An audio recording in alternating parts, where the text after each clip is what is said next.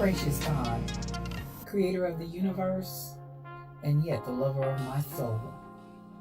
Alpha and Omega, and yet I can call you friend. I don't have to beg you for anything, but I can thank you for everything. God, I thank you because this is the day that you have made, and I can rejoice and be glad in it. Thank you for this day of magnificence and glory and splendor. God, I thank you for life, health, and for strength. I thank you for soundness of mind. I thank you for peace, love, and joy. I thank you for the essence of you that envelops me right now, from the crown of my head to the soles of my feet. We thank you for this day of manifestation. We thank you for the day of revelation. We thank you for the day of impartation. We thank you as you move in the midst of your people to bring us to the greatest times that we've ever seen since the foundation of the world. Thank you, Lord, that for this time and for this season, you've allowed us to be a part of your move in the face of the earth.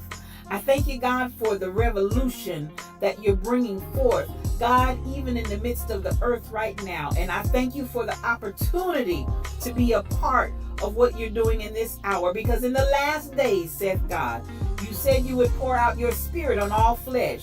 And so now we thank you for the pouring out. God, I thank you for the rain and the move of your spirit. I thank you for fresh oil. I thank you for new wine. I thank you for the new thing that you're doing. I thank you now that it does spring forth. I thank you, Lord, that you've called us to be the head and not the tail. You've called us to be above only and not beneath. You've called us to be the lender and not the borrower. You've called, God, that our storehouses would be full and increase. God, I thank you because even I decree and declare that the people under the sound of my voice, even now, are moving in the might of your strength. Not by might nor by power, but by your spirit. I thank you for those that are the sons and daughters of God that are called because they walk not after the flesh, but after your spirit. I thank you for the rising up of the people of your kingdom. I thank you that your kingdom come. I thank you that your will be done, even now in earth as it is in heaven. I thank you, Lord, because you are moving in the midst of your people mightily as never before. Raise us up, oh God, to the standard of what you've called us to be.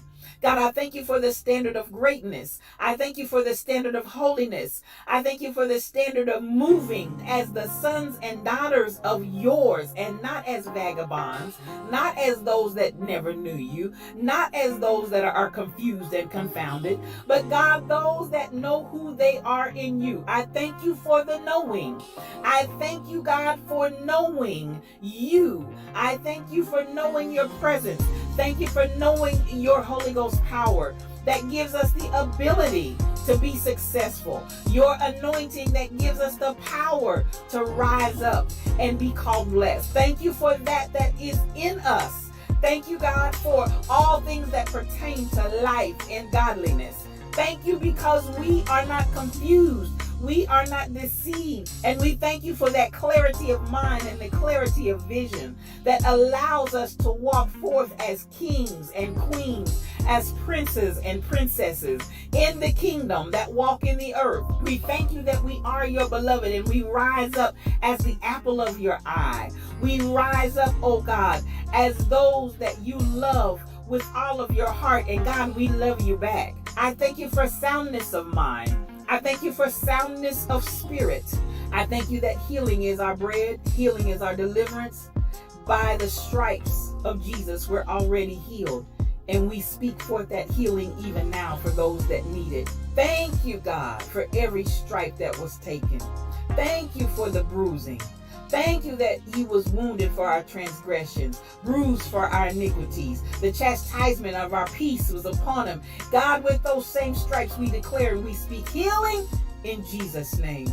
We give you glory, we give you peace, we give you honor, we give you blessing, we give you might. We ascribe all of these things unto you because they are yours. Thank you, the fruit of my lips giving thanks unto your name, ever giving you all that is yours. Glory, honor, power, dominion, majesty. It's yours. I decree it and I speak it In the mighty name of Jesus, it is so. Amen and amen.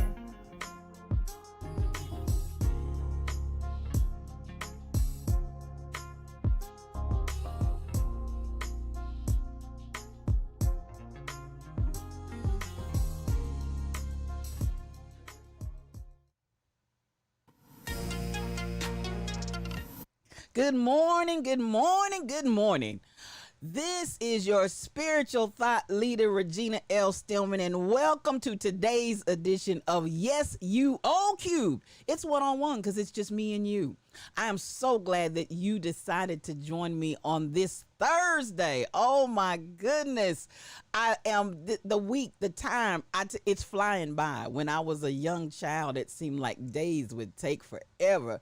And now that I'm an older, mature woman, it seems like, boy, before I can bat my eyelashes, another day and another year and another decade has passed. That's what happens when you get a little older.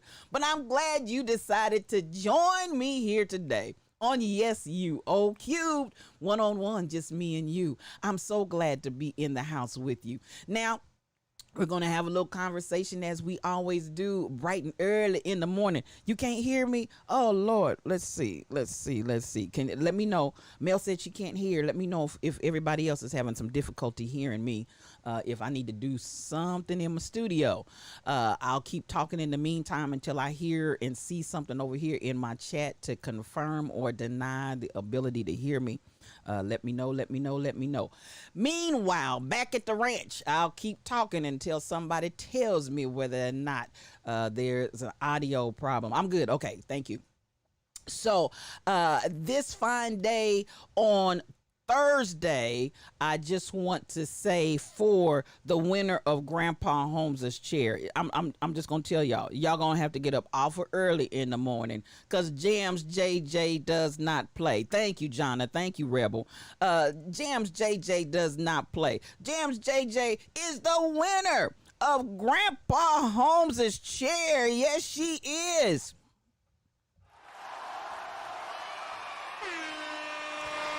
I want to say thank you for getting up and getting in that chair on this morning, Jams JJ. You are the bomb. And I just want to also, with that add, she is the bomb moderator. That is my mod as well as the Rebel Inc. And they do an excellent job of moderating this channel for me. Even on yesterday, you all, there are things that go on that y'all don't see because they take care of it. We had somebody that wanted to come in and scream some racist epithets in our stream on yesterday, but they shut them down. And for that, I'm grateful. And so, they do an excellent job policing and patrolling my channel and keeping the channel going and safe. So I want to appreciate them. But Jams JJ, you are all the bomb. I'm telling you, you are the bomb. Now, I want y'all to get your coffee cups out this morning. Because we're going to have a little bit of conversation and chat. And we just going to let it flow. Y'all know how we do. We just talk, whatever comes to mind. Before I do that, though, as you all are getting those coffee cups out, I want to say good morning to those that are in my chat. So can I stop just a second and give some appreciation?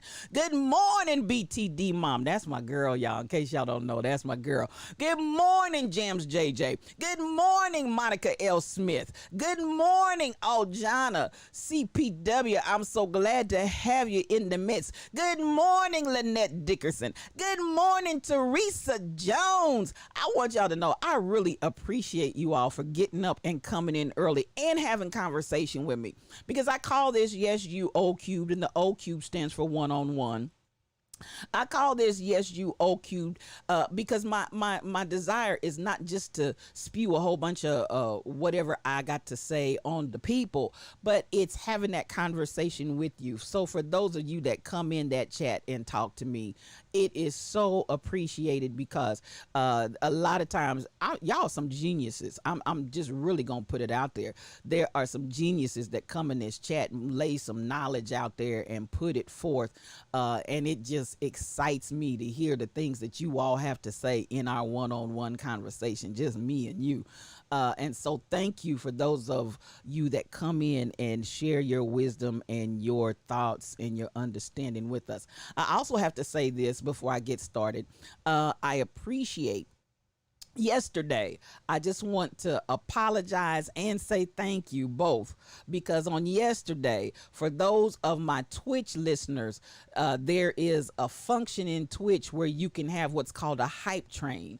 And a hype train is when a whole lot of the listeners and viewers start giving donations. And so as we went off the air yesterday, I did not know a hype train was in motion. And when that hype train is going, man, the donations are just pouring in. That's what triggers the hype train.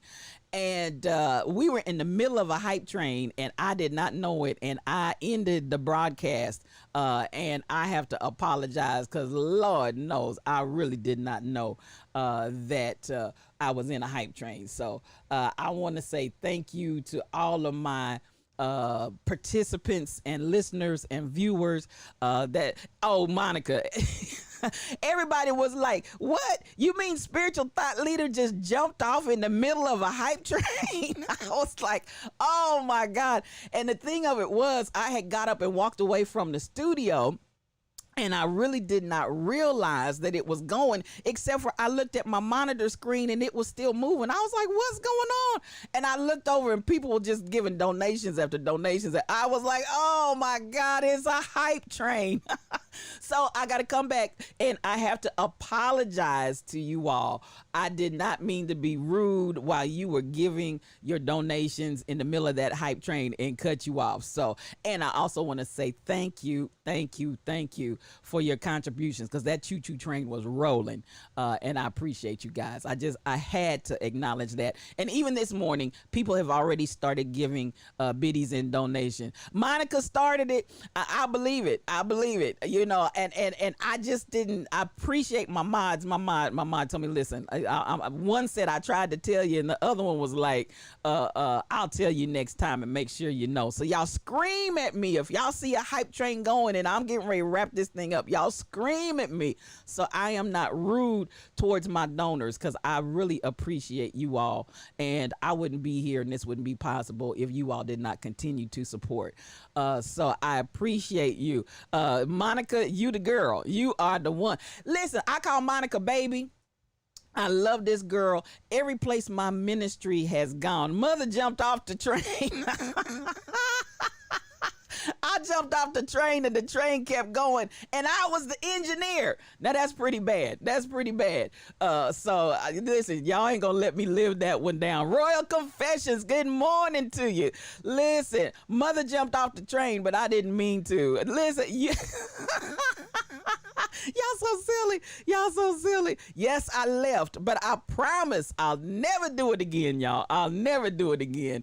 And again, thank you for your donations. Now, that being said, I have been playing the advertisements for Jasamis before the stream. I've also been doing the Rebel Inc. after the stream. But this morning, I want to go ahead, since I was so rude to jump off my hype train yesterday, of which the Rebel Inc. was also a part of that hype train. I want to go ahead and I want to encourage you all.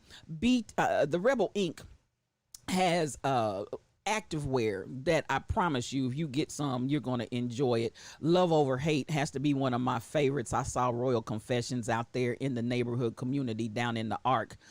Down in Arkansas, and when I looked at her and the pictures and all the photographs that were coming up of her, I looked and immediately I identified Love Over Hate. She has so many in the collection. I want y'all to go out there and check out therebelinc.com.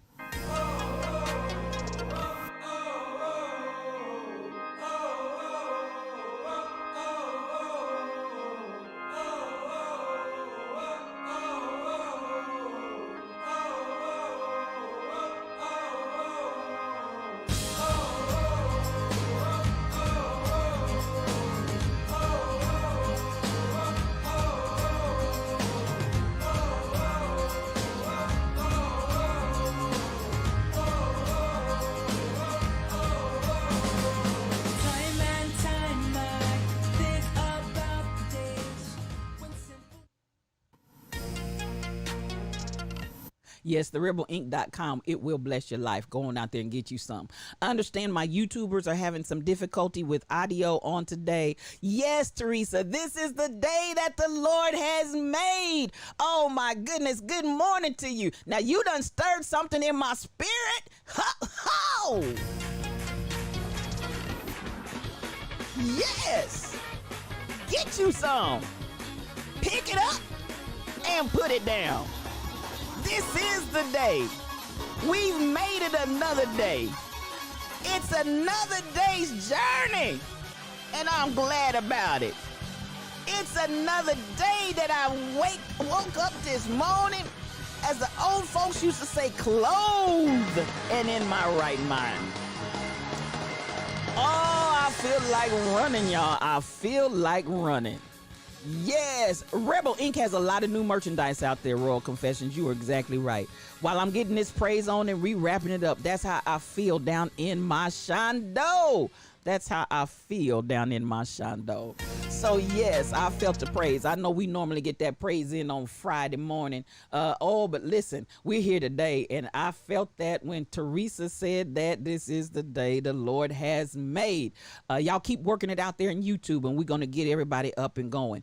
All right. Now, as we go through, we don't need no music to praise. Come on here. Now, anybody that knows, somebody was talking the other day, and people talk about me because I will pick them up and put them down. Now, honey, I'm known for that. Now, listen, I told them, if y'all bring me in a wheelchair, should that day come in my life, I'm going to be popping wheelies in the wheelchair. That's going to be my buck and shout, because something down in my shondo, that's just what I do, because it's in me. But for everybody that might not know, my oldest sister, BTD mom, was the first original bucker. Yes, no, I have to take that back. My dad was, because, honey, my dad would pick them up and put them down. Now, my mom had that straight up and down vertical leap, and that was about the end of it. But honey, daddy was going to pick them up and put them down. And honey, my sister Anita followed suit, and that spirit jumped off on me. But that's okay. That's okay. That's okay. That's all right with me, because ain't nothing wrong with praising God. And I don't need any music to praise him. Oh my goodness. I love y'all. Now we're going to get ready to roll on. I'm getting this music. Let's get this party crack-a-lacking. I'm trying to get our audio for the sound going, because y'all know I like the music and the grooves. And while I'm on that, let me just give a shout out. I don't know if King Coogee is in the room or not. A lot of times he's out there just lurking. But our music tracks are provided to us by King Coogee. Thank you so much for liking it. I appreciate you for liking and sharing the stream, y'all. This music is brought to you by King Coogee. He's my friend and my brother, and I love him. I really, really do. So I want to get that. How do you find Jesus? I tell you what, Scuba, whisper me, and I will connect with you after this broadcast is over. Scuba Doober 2. I will reach out to you after this broadcast is over, and we'll have that conversation personally, one-on-one, just me and you. Yes, check out King Coogee. Y'all go out there and follow up with him. As a matter of fact, I'm gonna say this, Scuba Doober, if you want to, you can actually reach out, Jams JJ or the Rebel Inc., and they can reach out to you and chat with you before I get there. But otherwise, I would encourage you, go on out there and go ahead. Y'all having problem? Yes, go on out there and chat with me. Whisper. It's called, you know what a whisper is in Twitch. So you whisper me and I will be right with you. I promise that. Now, as we move on in today's podcast, I just want to get us in a mindset. It's time for change. It's time to make that change. We are the people who can do it. Thank you for the share. Thank you so much, Monica Smith, for sharing the stream. And I just want to encourage those that will go ahead, like, subscribe, and share, and help us come on up in the algorithm world so we can expand this broadcast. We're on our way. We are well on our way. While we slumbered, slept, and slobbered, getting into today's podcast, I'm going to start off with what I could find in positivity, and it just wasn't a whole lot of positivity to reach and grab. So, I'm going to start off because I want to kind of gradually walk into today's conversations, but I just want a little lift before we get into, because it's just so much going on. I started, like I said, change is in the land, and to get to change, you know what, there is a lot that has to happen so that we can actually affect the change that we want to see. So we're in motion. It's happening. I was talking to somebody on yesterday, and somebody needs to catch this. We talk about joy's gonna come in the morning, and many years ago, I was just sitting, and I heard the Spirit of the Lord say to me, as I had given an encouraging word and preached a sermon, joy comes in the morning. And as I had, a lot of times people in the ministry will reflect on whatever they talked about after it's over, the effectiveness of it, what I said, how it was said, those types of things. And so as I reflected on that particular sermon, and I started in ministry as a teen, so I was sitting and I was thinking about the delivery of that message, joy's gonna come in the morning. And a lot of times you hear people say joy will come in the morning light. Now that's not what the scripture said. It said joy is going to come in the morning. And so as I sat and thought about it, the Spirit said to me just as clearly, morning starts at midnight. Morning starts at midnight. And we talk about joy in the morning light. So y'all talking about between 6:30, 7-ish in the morning. He said, you've missed 6 to 7 hours of new day. Waiting for daylight. Now that's a word. You've wasted 6 or 7 hours of the new day waiting for daylight. Get that day and get that new day at midnight, baby, because at 12:01 it's on, at 12 o'clock actually. And so even as I'm talking about change, and even as I'm telling stories here, I want y'all to understand that day has changed. The day has changed. Day has come. So, the analogy there encourages us, even though it still may be dark. 12 o'clock was a new day, and 12:01 the praise is on. So I'm telling some of you, whether it's in your personal lives, let's open with that this morning. And this just dropped in my spirit, so somebody needs to hear it. Let's start with that concept on this new day. I want you to go ahead and realize that the new day has started. It may still be dark. Some of the things I talk about while we slumbered, slept, and slobbered, I want you to understand that even though things it may still sound like, when I'm reporting and I'm talking and I'm describing the different things that are going on, I want you to understand that it's still a new day. And at 12 o'clock is not daylight in most places. Now, you might be in Alaska where you get all kinds of sunlight, daylight certain times of year, or other places on the planet. However, typically and traditionally, many of us, when we experience our new day, it is still dark outside. And I want you to take that analogy, embrace it. If you're in a place in your life where something's going on with you, where it still seems dark, I really want to encourage you. It's a new day. It's a new day. It's a new day. So go ahead and praise him. A new day has come, and joy comes in the morning. So go ahead and get in that joy. Go ahead and get in that peace. Go ahead and get in that space of sound mind, because it's yours already, and it is a new day. Now, while we slumbered, slept, and slobbered on this new day, I looked up, got up, and yes, somebody said, when you wake up in the morning and open your eye, joy comes in the morning. Morning is when you wake up, when you come to yourself. Yes, and that wake up is both natural, spiritual. Come on, Royal Confessions. You feel like preaching this morning. Oh my goodness, I got preachers up in the house. Yes, I do. It's here. It is really, really here. Thank you for following. Thank you for following. I appreciate you. Oh my goodness, we coming on in. Now, I want y'all to understand, as we come into this new day, while we slumbered, slept, and slobbered. Now, I'm just going to deal with what happened overnight and what was reported. It was reported to me. Disney is planning on reopening on April the 30th. That happens to be one of my dear, dear friends' birthday.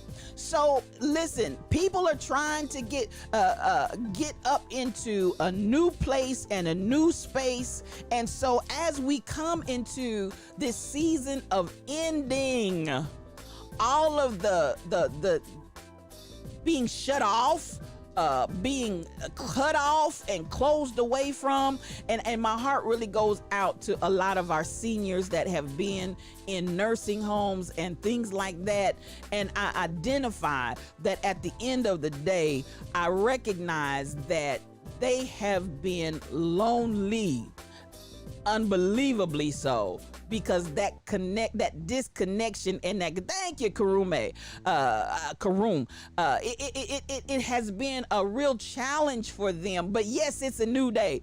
When President Biden said, okay, come on, for those that are vaccinated and those that can. And I watched a beautiful, beautiful special interest piece on the other day. It was a young great-grandson who looked to be in his early 20s that had gone finally to the nursing home to be able to see his great-grandfather. The great-grandfather had been cut off. His wife had also been in the nursing home at the beginning of the pandemic, and she fell ill on I believe he said it was Saturday, and by Tuesday she was gone, and he was not allowed to go to the funeral. He was not allowed to leave the facility. He was not allowed to see his family, and had been subsequently cut off until last week. I'm talking about joy comes in the morning. Well, Disney is saying, okay, let me let you in on something. We're gonna open our doors on April the 30th. Now, I know that we're still in the process, and I have to keep coming back and saying this. We still need to be aware. We still, in my opinion, need to be cautious and careful. But the idea that these seniors, that grandfather, great grandfather, he just started weeping and holding the young man's hand, and he just wouldn't let it go, even as he was trying to talk through his tears, because he was just so happy and overwhelmed. This was the first contact that this brother had since the loss of his wife of some, oh my God, I can remember how many years it was, but again, to not be able to go to see her laid to rest, to not be able to have any contact with the family. I don't know if we really realize the impact this has really had on many of our senior citizens. And I hope that for many of us, one of the first things that we will do for those senior citizens that we still have in our lives that have been cut off all this time, while we getting up and running around and about, I hope that some of us will remember them. Yeah, remember them. Go on out there. Thank you for following Guns AU. So I want you all to really think about, as you get footloose and fancy free, and you get to the point, oh, guns, okay, I got you.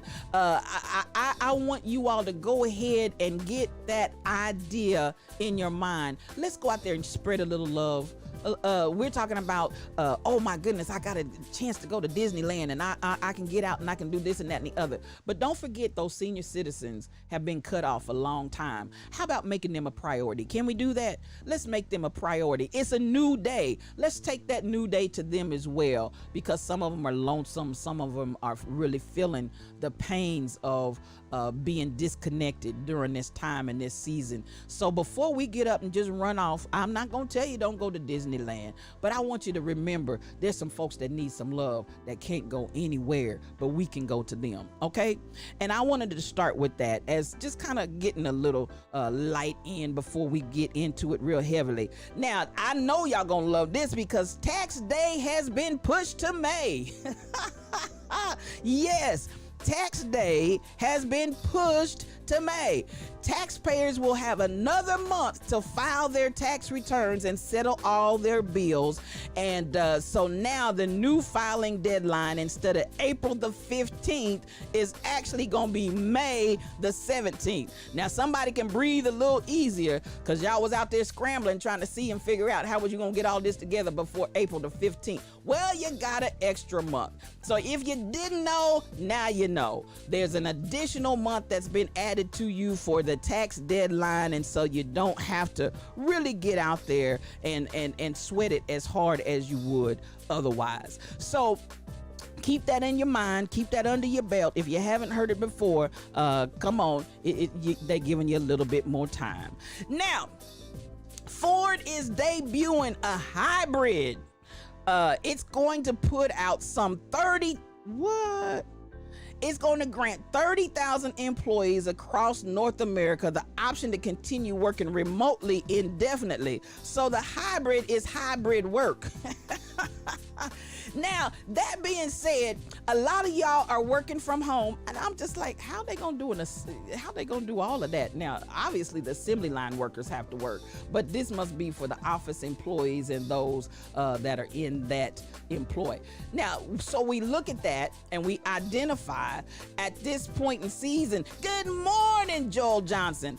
At this point in season, a lot of we talk about going back. Now, y'all tell me, one, for you ready to go, two, for you not.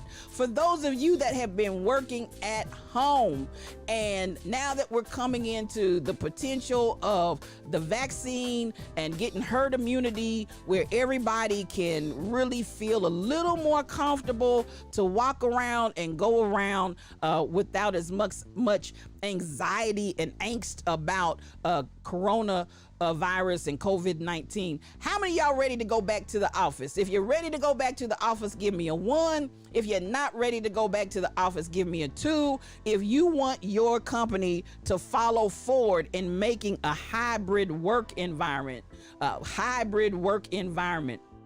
where you can work at home. I see some ones. Okay, gotcha. Good, Joel. I think that what we have seen, and it's a new day. SK8843 said it earlier on, and good morning to you, SK. It's a new day. So as we come into this idea of a new day, I think a lot of things. Royal Confession 22222. Royal Confession said, I want to continue working from home. You've been working in person through most of the pandemic and you enjoy the in-person work. I hear you. And there are employees that really prefer to go in and have that face-to-face human contact, person to person. And so I get it. Hey, more power to you. And no negativity, because we're all built differently. And this is one thing that I think the world is going to begin to embrace. Put something on the table for everybody, because everybody doesn't like the face-to-face conversation and coming together. They have absolutely loved this time and this season of being able to work from home, and are actually finding themselves more productive in that home environment and working. So I feel like this is a day and time. What the pandemic has done, it has really been the overnight. It's been the transition from yesterday to today. It's been the transition from the past to the present that's going to take us into the future.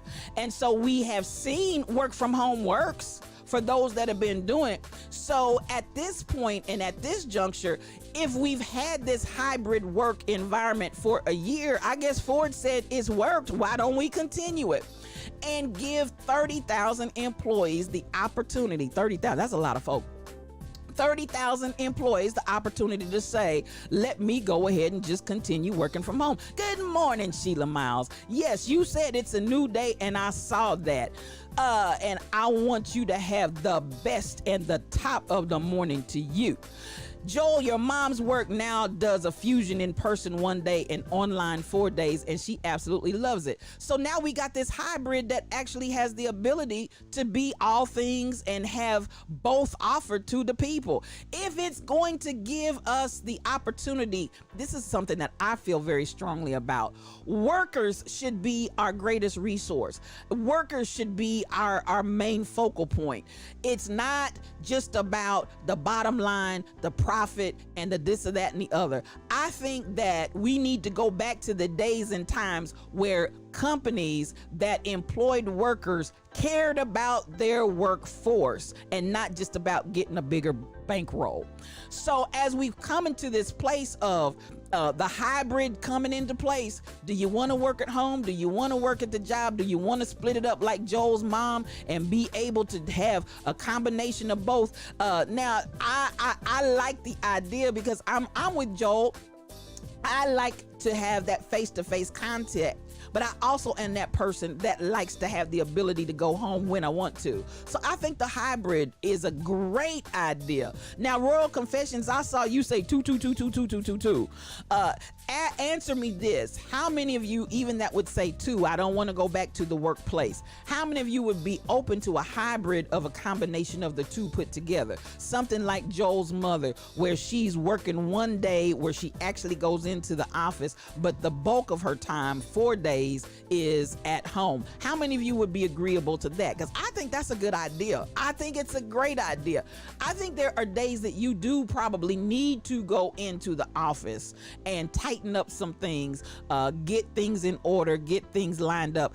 Y'all know this is a new day. It's a new day. Joy is coming in the morning where I don't have to stay there all week long. I can just do it one day. They're going to do that with the children too, Monica. So cool. We see this hybrid version of both coming out. And again, thanks to the pandemic, it's hybrid. I appreciate that. It's that time where we're saying nothing has to be all one way. And I hope that you all get this in your shando. Know for me, you love the people that you want. Jana CPW, I feel you, girl. I feel you. So at the end of the day, that's what I said. It's something for everybody. Everybody's not that person.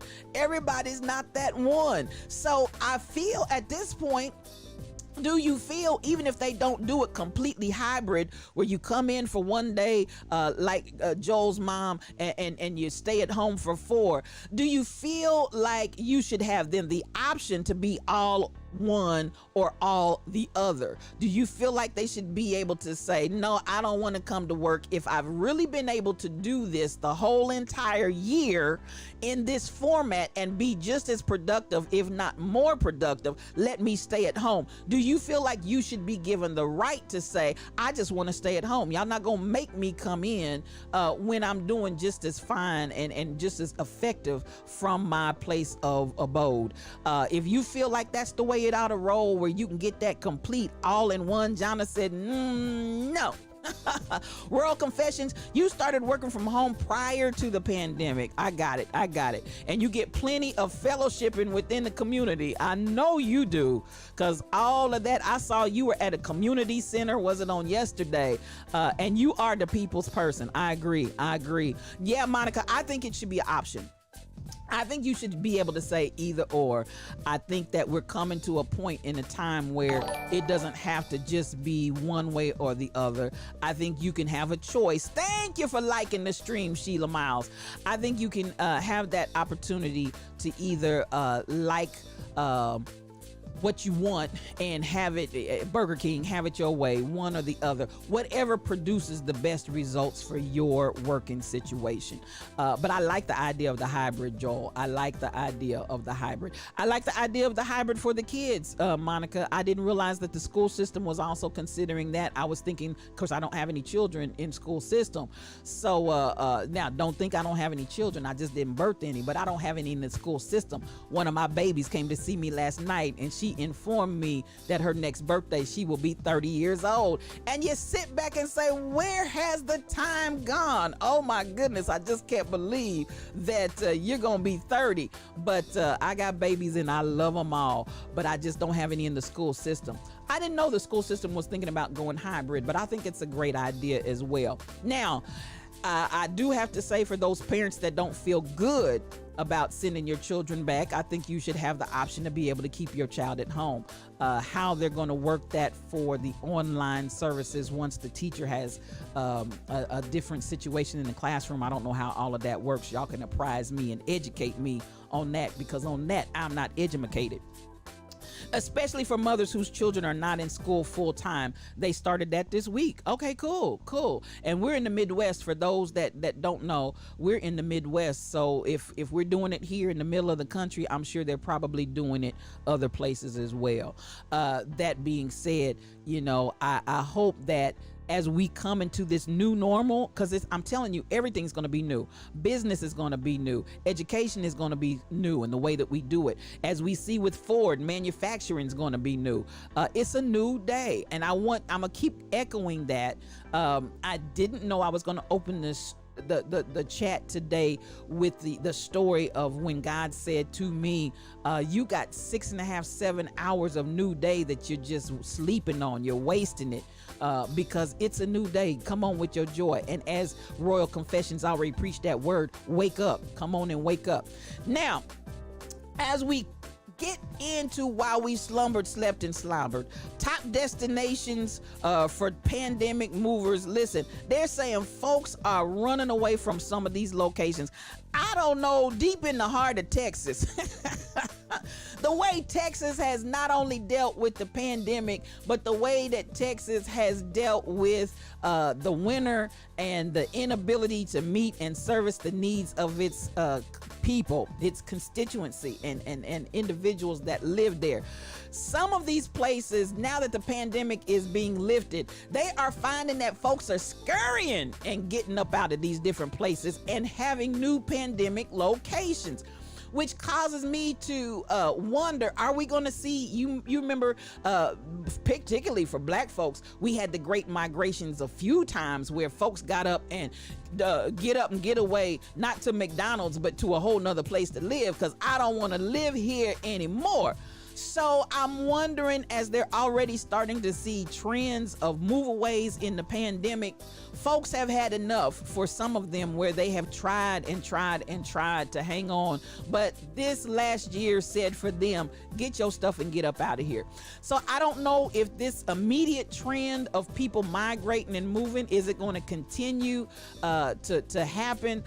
Is it a matter of people found during the pandemic they were unable to keep their locations? Is there a housing issue that's going to come on the tails of all of this? I don't know, but they've already identified, while we slumbered, slept, and slobbered, that we are seeing a pandemic move across the country. And so as people are starting to move, as we're coming out of that, let's keep our eyes on that, because I'll be interested to see. And then I'm not going to go all through that article, but where are the people going? But shoot, I wouldn't be going to Texas if it was me. That's all I got to say about that. So at the end of the day, and I look at the different ways that the cities and the states have dealt with their residents, and it makes you wonder who's going to stay where. There are some states, if I was a resident in that state or that city, I'd be packing my bags to go someplace else too. That's just me. Now, at the end of the day, I wanted to kind of save some of this conversation, because I knew it was going to potentially go dark. I wanted to get those little light and bright stories out of the way, because it really was not a whole lot on it. All of while we slumbered, slept, and slobbered, the good majority of it has dealt with in the major mainstream media. What's going on with the Asian community and this little brother that went and killed all these people. Lord have mercy. I'm clearing my, that's right, get your coffee cups out, because you know how I do. No cream, no sugar. I tell it like it TIZ. We take this coffee strong and black. Yes, I'm gonna tell you like it TIZ. So now you can get your coffee cups out. Cause listen, take a sip of that coffee. No cream, no sugar. Get you a sip. Cause we got to talk about things as they are developing. Now the sheriff is coming under fire, and all of this is going to tie together. The sheriff is coming under fire because it was reported to me that this man has now been, not the boy, I'm talking about the sheriff of the young man that, you know, the pit maneuver, And we had this conversation yesterday. Wasn't it mighty interesting that this brother killed people was on his way. They said, thank you, was on his way to Florida to commit some more murdering. And there was not a scratch on him. So I was already looking at the popo and saying and wondering what in the world that every time black folk get apprehended, we get dead. And every time white folk that have committed heinous crimes get caught, they get a burger from Burger King. So it was reported to me that the sheriff has now come under fire because he had anti-Asian rhetoric and posts on his social media, and yes. So, you know, it's no wonder, and I said this before, you almost wonder, you guys, yes, SK, eyes are bugged. Is it no wonder this young man was caught with not a scratch on his body? He was pushing and promoting the China virus, and was selling t-shirts. Get yours today before they run out. Now, folks, beloved. No, and I've said this I don't know how many times, and don't we see it playing out? I've said this time and time again. The police department and what we now call law enforcement was birthed out of those that would get runaway slaves and bring them back. Then their peacekeeping duty was to keep black folk and other minorities away from the good white folk that didn't want to be affiliated with the black folk that they were oppressing and abusing. And the officer of the peace was the entity that brought that about. Now, when and how and where we think all of these jokers just disappeared. Well, you know, we got legislation. We still have qualified immunity. In case you didn't know, we still have qualified immunity. And qualified immunity, for those that don't know, when that police officer is doing something in the line of duty, as they want to say, they have qualified immunity that whatever they need to do while they are operating in the office of that position, they have immunity from anything negative in the way of charges and other things being brought against them, because they're doing and working in the line of duty. But listen, y'all out here killing black bodies. Y'all out here putting your knee on people's necks. Y'all out here doing all of these dastardly things. Yes, it's just dastardly. Y'all doing all of this crap behind a badge with a baton and a gun. Listen, qualified immunity should not be a blanket that allows you to do whatever you want to do in harming and destroying and hurting people of color. So first, the officer came under reproach because he comes out and says, well, this young man just had a bad day and he just had enough and he couldn't take any more. Could it be?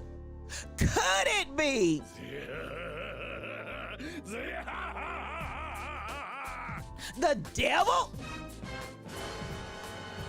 Joe, it ain't nothing but that old slimy devil. Now, number one, listen to me, beloved. Now, you will kill innocent black people that you stopped for nothing, and they wake up dead.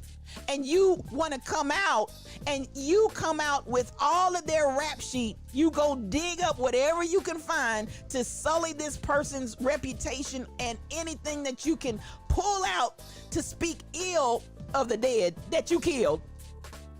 But then you get this young white brother that goes and takes innocent life and maims others, because there were survivors, and was on his way to someplace else, did not comply. Y'all had to get in a police chase and chase him down and do a pit maneuver to stop his vehicle. And you come out and say of him, he just had a bad day and he was at the end of his rope and he just couldn't. It is the devil. The devil. Do you hear me? The D-E-V-I-L. Spell it. The devil.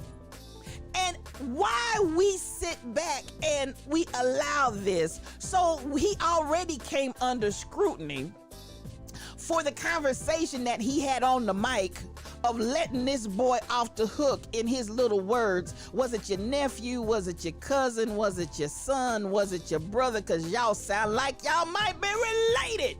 And at the end of the day, even if you're not related by blood, y'all got kindred spirit. That same supremacy hatred is running through all of y'all's veins. While y'all up here talking about this boy, he had enough and had a bad day.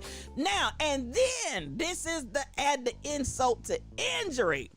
Then you want to come back, get your coffee cup out, SK, because I'm gonna drop this coffee. No cream, no sugar. We take this coffee strong and black, and I'm gonna tell it like a T-I-Z-Tiz. When these law enforcement officials get up and they grandize and rub and coddle and rub these folk on the head and give them a high five and a pat on the back, I feel like they need to go. Get out. Goodbye. I don't want to hear you talking about, I don't even want you to go to training. Just goodbye. Just goodbye. Because that hatred that you got, that supremacist hatred that you got, is running deep down in there. Now, I can't put you out before I know, but once you get up and start letting the world know by your comments, and once your posts in social media starts popping up that you got racism in you, we ain't talking about rehabbing and retraining you as you continue to hold your high office in the law enforcement arena. You need to go. Get another job. Get another job. Because we don't need you policing our streets and byways. That's how I feel about that. We need sensitivity training. This man has showed, talked, and manifested that he's racist. I don't need you. You need to go, Jams JJ. Goodbye. Good riddance. And this is the only way we're going to actually start cleaning up and changing the environment. Bye, Felicia. No pension. I need you out the door. So at the end of the day, how are we going to change this culture when we know it was founded and rooted in racism?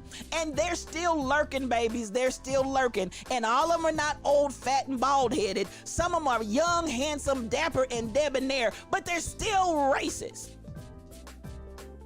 And we need you gone.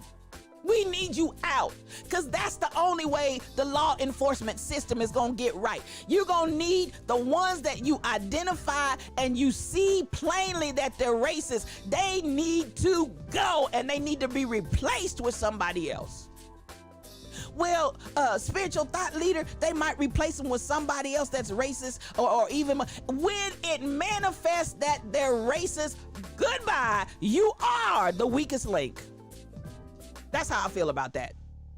We keep coddling, and listen, the police officers, I told you, I know the young man that was spending his life in prison for a crime he did not commit because his mother would not give up the goods.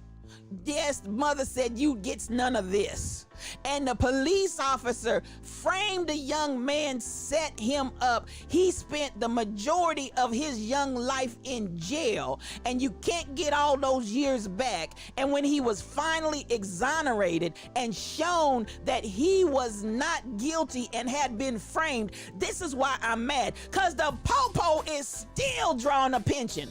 All he did was resign, go home to his house that he built out there in the country, and he's still getting money. Goodbye, Felicia, and no pension. And it's nothing new. And it's nothing new. And listen, his mother, this young man's mother, was not the only one whose body, yes, Joel, bye, Felicia, he was antagonizing black women.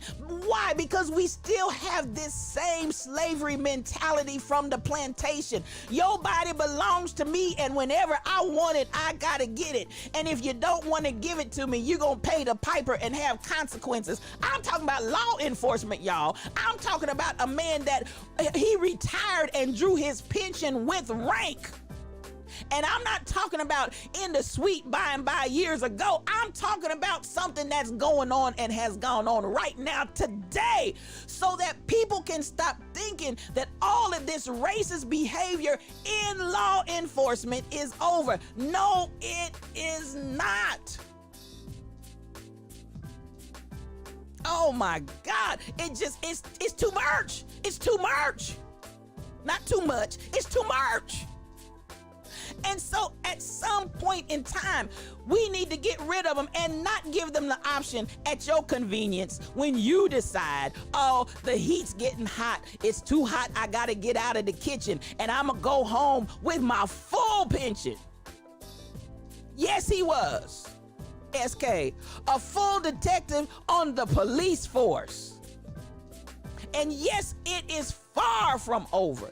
And this is the battle that we have to keep fighting, because people want to talk about like the civil rights movements in the 50s and the 60s got us there. No, I was talking to my young baby that came to visit on last night. I said, listen, you can put the signs, you can put the slogans, you can put the marches of the 50s and the 60s and put them next to the signs and the marches and the slogans of 2020, and they're still identical, because nothing has changed.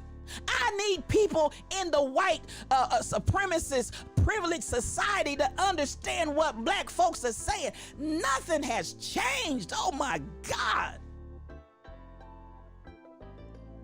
So this officer gets up and now he's under scrutiny because and listen, this is the thing. I tell you, I use it all the time. The old folks used to say, everything in you got to come out. Well, listen, it comes out. These folks are just as stupid and as dumb as a box of rocks. It comes out, and I'm like, why on earth would you post that crap on? Because you feel like you're entitled and you can get away with it. Why would you post it on social media? Because you don't care? You don't. Because you know at the end of the day, nothing is gonna happen to you. You better get you a sip. Nothing is gonna happen to you. And so you just keep right on behaving the way that you're behaving, and we just keep right on letting them behave the way that they behave and talk about the blue lives and the blue line. But the blue lives and the blue line are killing black bodies and coddling terrorists, homegrown terrorists. Homegrown white supremacist terrorists, and patting them and rubbing them on the head. When I saw Rittenhouse out there getting a cup of coffee, or getting a, not coffee, I got coffee on my mind, that's what we drink over here. He was at a bar with his mama. Now I'm looking at, who takes your underage son to the bar to drink? While y'all giving them high fives for the folks that he killed. Come on, Joe, get you a sip, get you a sip. No cream, no sugar. This is why we keep talking and moving and pressing for all of those that feel like every time we turn around, y'all want to throw the race card. It is the race card. Y'all keep playing it, and you the one that made it. Don't ask me to be dumb, stupid, and mute. I'm not. I've got a voice, and I'm not afraid to speak. You keep killing us. You keep killing all of our people that we look at it, and these Asian community individuals that are suffering. And this man gets up on a press conference, and instead of showing compassion, instead of showing remorse, instead of showing anything that says that he has an ounce of humanity, you want to get up here and talk about he'd finally had enough and he had a bad day, and it was just sit down somewhere and lose your job. Am I talking to anybody? Pull that pension, SK. They understand when they lose their money, but what does it matter to them if I can go home and I don't have to hit the streets and I got a check coming in every month? You ain't did nothing. Better yet, go to jail. Oh my God. You out here killing folks, go to jail. Qualified immunity, no, it's got to go. It's just a blanket. It's a cover. It's a means for you to go out and know that even at the end of the day, you can get an attorney and you can have whatever go in your favor under qualified immunity while you're out here killing black folks on purpose because you can. I'm sick of it. I am telling the truth, Monica. Let me unshade. I'm telling the truth, the whole truth, and nothing but the truth. And I'm tired of having to explain it to folks of the other color that want to act like they don't know. Yes, you do know. Stop playing. You do know. You do know. And you support it. That's why you keep acting like you don't know or burying your head in the sand or looking the other way because you don't want to see the dastardly deeds. I'm talking about dastardly deeds that you know these people are committing against us, and you don't want to acknowledge and admit that your little privileged tail is getting a benefit from it, and you don't want to lose your privilege, so you act like you don't know. Yes, you do. You know they're killing us. Woo! I'm trying to tell you, Gloria Fudge, it's so good to have you here today. So I'm looking and I'm saying, oh my God, when do we say we've had enough? Yes, SK Chauvin in Minneapolis right now. This whole thing is a farce. We collectively, and that I'm telling you, COVID was the change from yesterday to today. Because we were all sheltered at home and because all of us could not go anywhere, we saw that man put his knee in that man's neck and kill him and watch the very life drain out of him. We watched you kill the man. Oh my God. Woo, y'all listen. And we get, why was this man roaming the streets? Why do we say yes, he wants to, and then, you know, normally, I'm on Chauvin here. Normally, when you are out and you have posted bond and they let you go, normally you cannot leave the municipality and the surrounding area. And they say because he may fear for his life, we're gonna let him go somewhere else. What? We are sick of it. Sick of it. And if the tables were turned, and this is the thing that nobody ever wants to hear, but it's a reality. If the tables were turned. Now, this is the thing that the boy come out talking about. Lord Jesus today. Let me shade again. This boy come talking about he had a sex addiction. And his sex addiction, he felt like these spas were places. Now, ain't nobody said that this was a vice situation with these establishments. So at the end of the day, he comes out now. So now he says it had nothing to do with race. It had everything to do with his sex addiction. Are y'all listening to me? So now what you've done is basically called these women that you killed hoes. So when the police officer made the comment, he was fed up and he'd had enough. Now, my read into that conversation, listen, could it be? Could it be?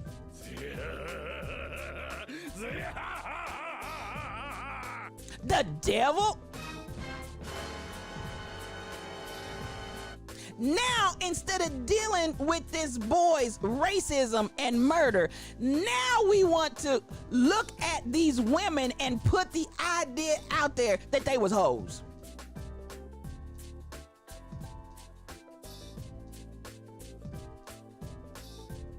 Y'all ain't ready for me. SK all day long. Blame the victim. Blame the victims.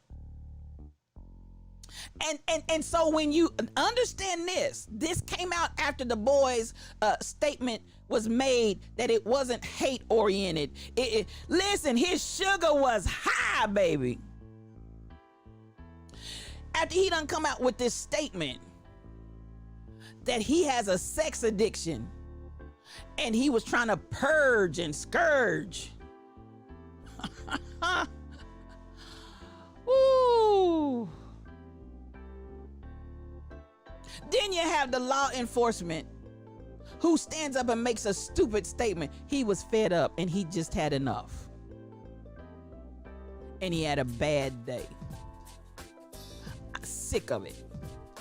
Now, at the end of the day, did y'all see that, brother? And Teresa Jones said it right, but still took their lives. Come on, still took their lives. Woo. I'm trying to tell y'all. How long have we seen this narrative? And especially for people of color. Because they would beat us, string us up on bogus charges, scandalize our names, and then kill us graveyard dead so it could look like they had a reason to do it. This narrative has run its course. And so now I'm going to unshade because I'm standing with, and they've started protesting too. I'm standing with my Asian brothers and sisters. Racism is a virus. I saw them standing. I saw them protesting. I saw them gathered. I saw them weeping. I saw them wounded. And yes, hatred is the virus. Still took their lives. Come on, Gloria. So at the end of the day, I ain't buying what y'all selling. And I feel like, beloveds, it has got to stop. And we can talk about it, and we can call it out, and we can see it, and we can name it. And it's as plain as the nose on our face, but they keep pulling this same dastardly stunt. It's just dastardly. It's nothing new. And so now I stand with AAPI community too. I stand with them, SK. I stand with them. And how, pray tell, is this sheriff that's been caught red-handed advocating, pushing, promoting, and laughing about the China virus? Why is he still on the force? Why? Step down, retire, fire, but no pension. Y'all ain't ready for me. This needs to be cleaned up. And this is the thing about hatred and supremacy, racism. It's too stupid and dumb to know when to shut up. These folk just get on. Senator Johnson, just get on, running at the mouth, running at the diarrhea of the lips. You just don't know when to shut up. And what does it do? You end up showing the whole wide world the hatred that's in your heart toward black bodies, brown bodies, anybody's body that doesn't look like your color body. That's all you're doing. Good old boys club, that's all it is, Gloria. A good old boys club. And the club needs to be busted up. And for everybody that keeps trying to run around, thank you for liking the stream, Gloria. For everybody that keeps running around talking, but things have changed, it's just a few bad apples. It's the system at the core, at its very root. At its very root, Teresa, yes, he is still on the force because he's a white boy. And can I say it like the supremacists like to say? Boy. Get 2 syllables out of it. He's a boy. He's a white boy that has the privilege of being able to be racist and be in charge and abuse and accuse and become not only the person that's supposed to be catching them, but I also become executioner, judge and executioner all rolled up in one. This is what we have allowed our police department to be, because this is what it was from the beginning, and we haven't changed it yet. We see you, SK. We see you. Oh my God. But we keep acting like we don't see it. We keep acting like we don't see it. It's just a few bad apples. Baby, it's a whole... The few good apples is what we really should say. It's a whole bunch of bad apples and a few good apples. Y'all ain't ready for me. Because the system is toe up from the floor up. And it needs to be rebuilt from the floor up. Because the floor is what's dirty. Oh, y'all ain't buying what I'm selling. Could it be? Could it be?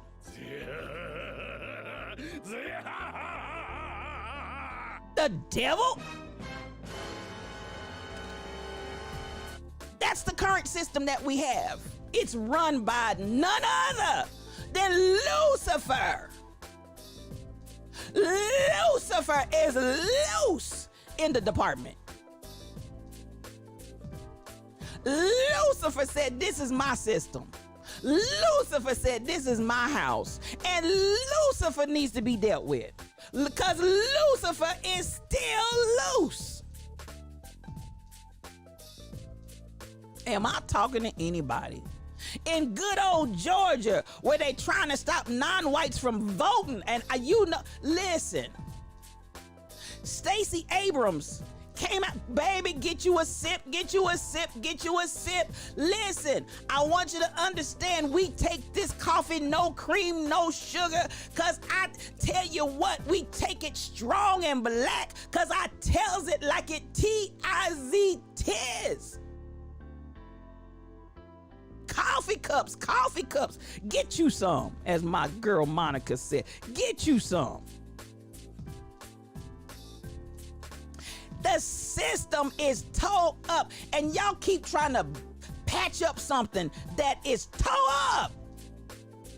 We can't be scared. We got to stand up for God. You better say it again. No fear and no quit. Because at the end of the day, I gotta unshade. At the end of the day, we got to shed light and we gotta tell the truth. But as long as we keep on mamby-pambying and patting this mess, as long as we keep on talking about it's just a few bad, the system is jacked. Because Lucifer is loose and always has been. I know I'm telling the truth. Ask any black or brown body.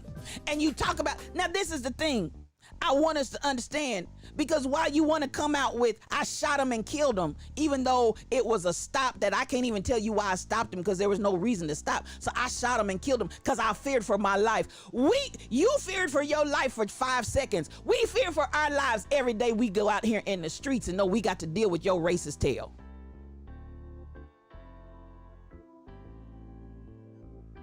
You felt for 5 seconds what we feel and fear every day.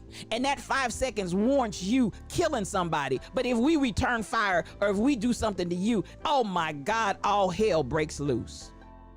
Why didn't you comply? If you just would have complied.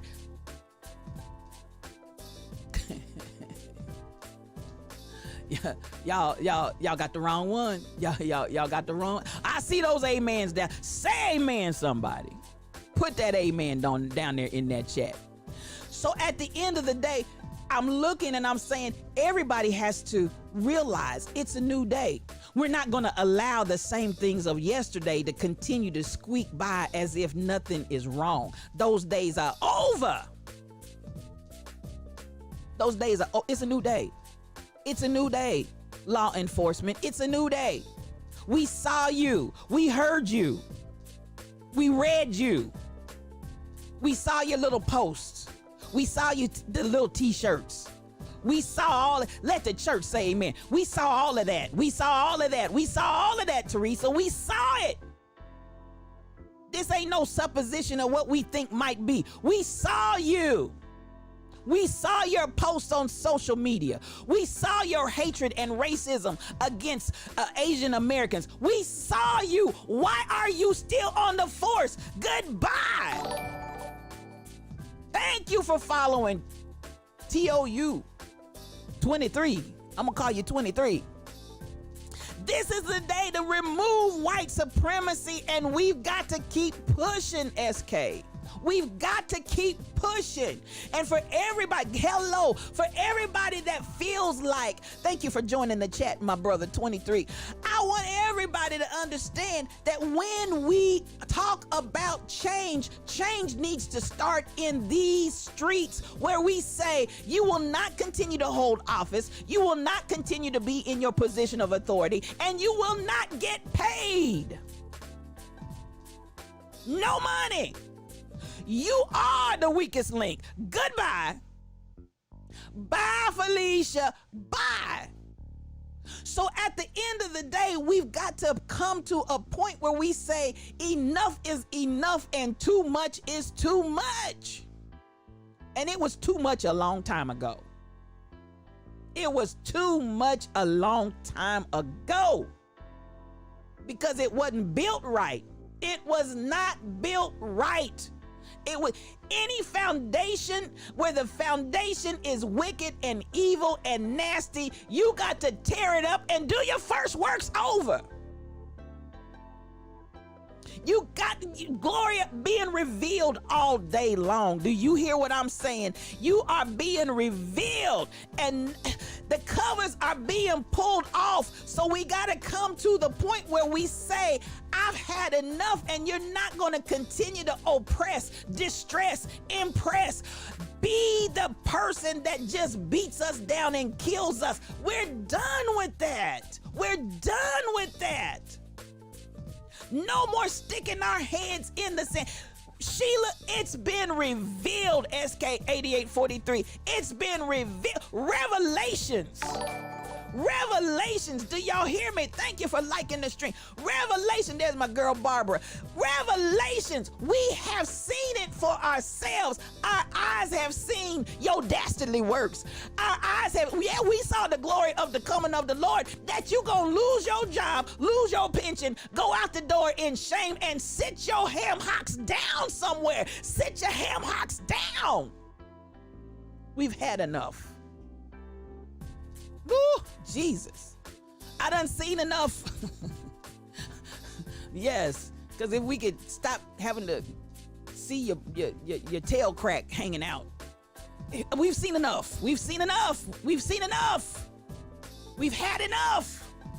Pull your pants up. Go somewhere. Sit down. Whew. But at the end of the day, if we really, really get down to it, it's going to take us coming in numbers. And I got to say this to us. We got to do it in numbers, because one or two saying it here and there, and a little chirp and a little burp here and there, all of that, thank you so much, 23. A little bit of that here and there is still not going to get the job done. We have got to come together and stand united and say, this cannot stand. It cannot stand. It cannot stand. Am I talking to anybody? So I'm looking and I'm listening. And so, yes, now we've got to the point where we're shaming the victims. We're shaming the victims by implying they were ladies of the night. And because of his sex addiction that he's trying to overcome. Sit down somewhere. Why you always lying? Sit down somewhere. You're racist.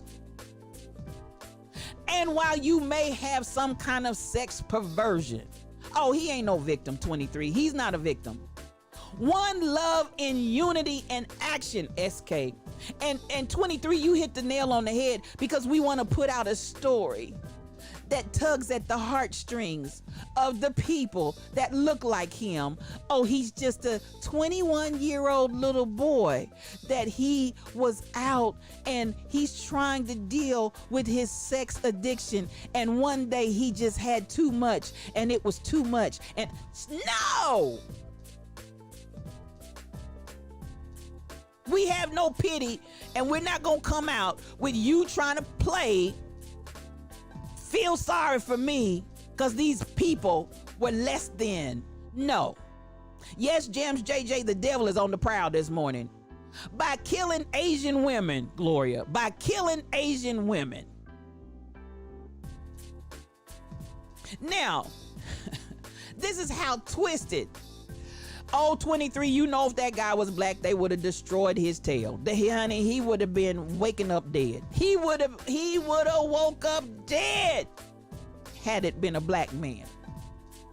But since it's a white supremacist white boy that really does what the good old boy system wants to see done. Yes, and I'm gonna say it again. You got this whole thing. He had a bad day. That's what 23. When I read that, when I saw what that man said, and when I heard him talking at that podium, everything in me said, "Sit down. Sit down somewhere. Have a seat." If it had been a black man, they would have been shot up 20 bullets. 20 bullets.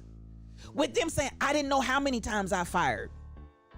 I just pulled the trigger and it must have been a twitch in my finger. It must have been Parkinson's got a hold of me. I started shaking and I didn't realize that I was shaking and I didn't know how many times I pulled the trigger. You said it was 90 bullets in the one man. Oh. And he was what? He was unarmed? I thought I saw a gun." I feared for my life.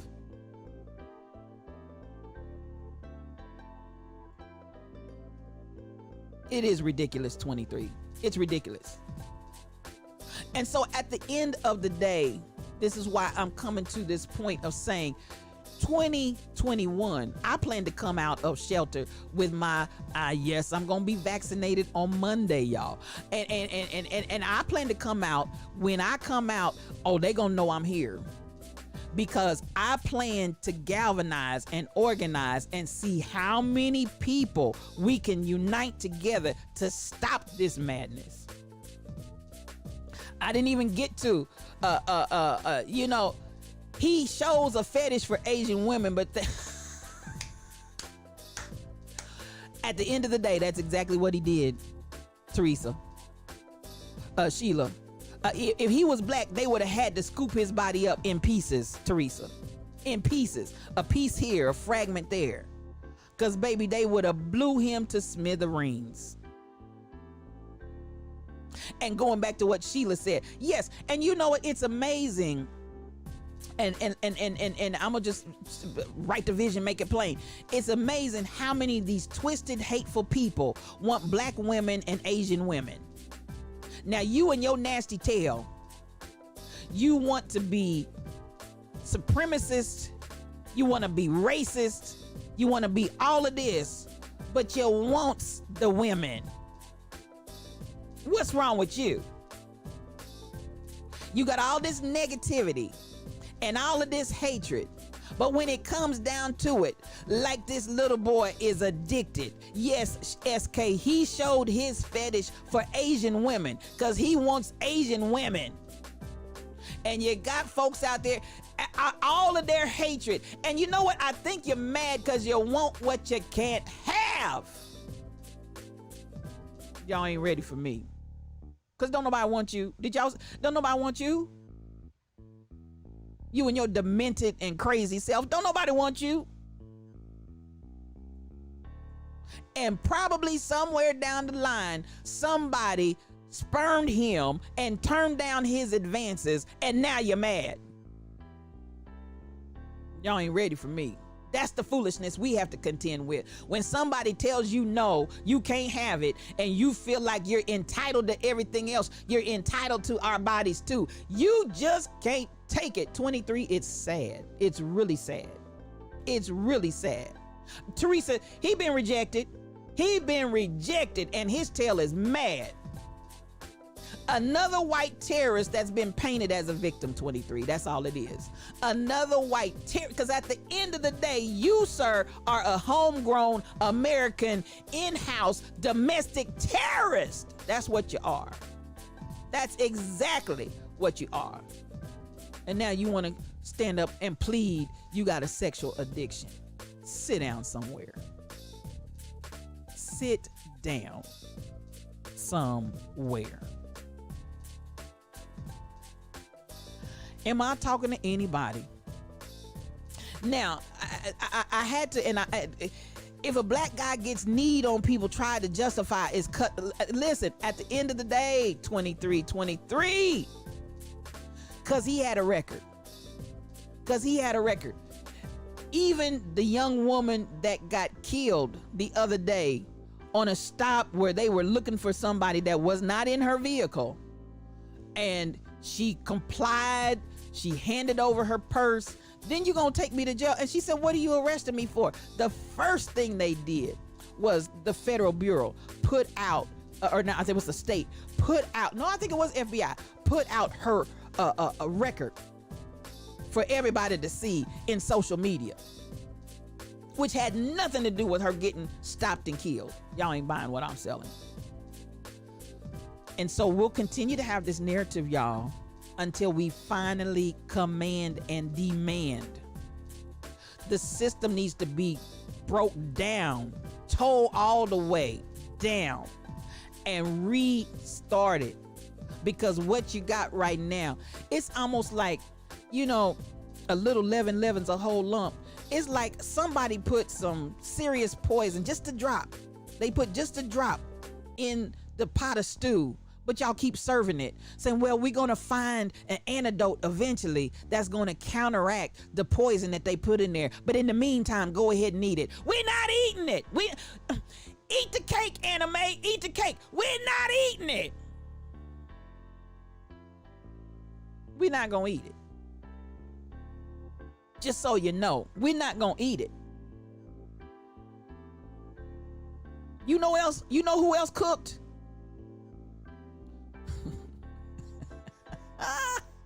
Y'all ain't ready for me. That just seemed appropriate right now. No, SK, we're not gonna eat it.